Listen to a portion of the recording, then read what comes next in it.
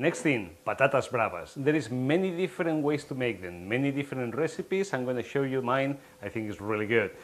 In Spain, there is not so many hot, spicy foods, but one of them is patatas bravas because they go with a salsa, you know, with a sauce that is kind of spicy, and we'll talk about that later. So what do I have here? First of all, before I fry the potatoes, I'm going to blanch them a little bit. So I have here like a bottom, like about an inch of water here that is going to boil, and I have small gold potatoes. So what I done is I wash them thoroughly, I scrub them really well, and I'm going to eat them with the skin on. So I'm going to cut them in fourths. See, what I want to do is create equal sizes. So if they are a little bit bigger, one of them, I'm just going to cut it two times, you know. So I don't want them too small, I just want it, you know, toothpick size.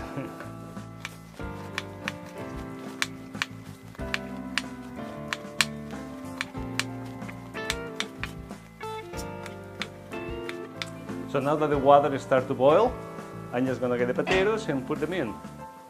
Remember, I don't want to boil them. I don't want boiled potatoes. I just want to blanch them a little bit. So I'm just going to put it in there, and I'm just going to leave it for about 4 or 5 minutes. That's it. Now, after 5 minutes, I'm just going to turn the heater off, and I'm going to remove the potatoes from the boiling water. I'm going to put the screen here and out.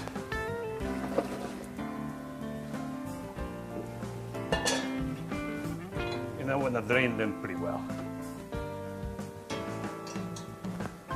It's time to fry the potatoes. What I have here is my frying pan with vegetable oil. I have quite a bit of vegetable oil there, and it's very hot, okay? Now it's just ready just to put the potatoes on. So, right before you put the potatoes on the frying pan, what you want to do, you see, you have them here, they're nice and hot still. This is just a little bit of flour. I'm just gonna get it with my fingers and spread a little bit of it.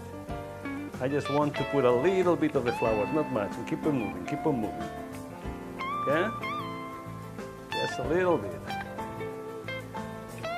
Just to lightly coat the potatoes.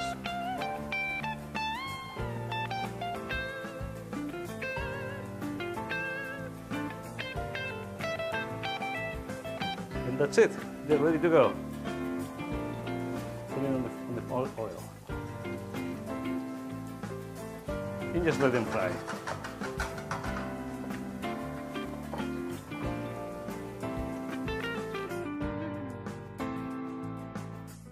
While the potatoes are getting ready, let's talk a little bit about the sauce. You need some sauce to dip your potatoes in. And what I find out is this sauce is ready available in all the US. It's Ferrer, is the brand name, and it calls Brava sauce. There is different Brava sauce, you know, it's a little bit spicy, not much. You can look for romesco sauce as well. You can eat them with alioli as well. We talk in another programs about that, the garlicky mayonnaise. And you can use, if you like, some Mexican salsa too, they're gonna be really good. I'm gonna use for this time this one. I got this one at the Spanish table, but it's ready available in many other places.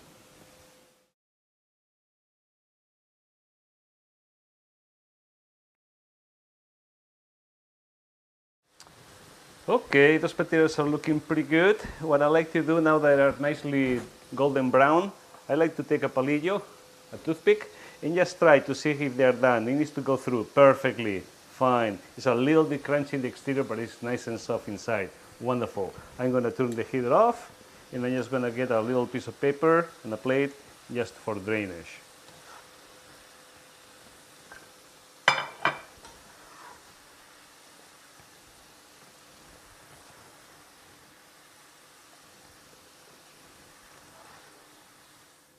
As a tapa, I'm just going to serve in a small portion again. I will get just a few of those potatoes. Just that. You serve it like this. A little toothpick. Get one of them. Dip it in the sauce. Make sure you don't burn yourself. Mmm. So nice and soft inside. It's so nice and crispy outside. It's wonderful. Que aproveche.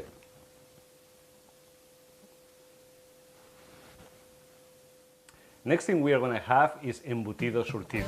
I have a plate here with the different cuts, cold cuts, Spanish style. First thing I have is, this is a Catalan sausage, it's called fuet. It's like a salami Catalan.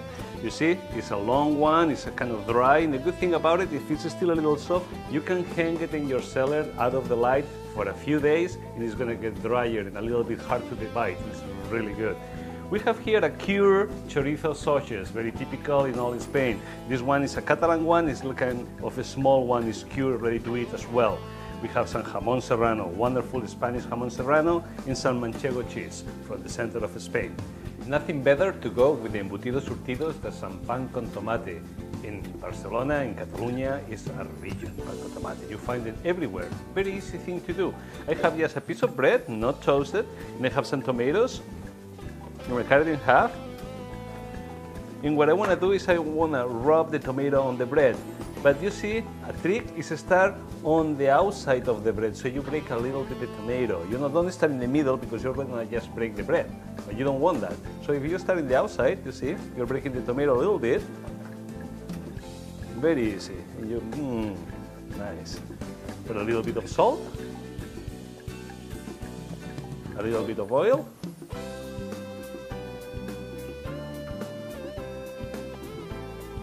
And that's your pan con tomate. Perfect.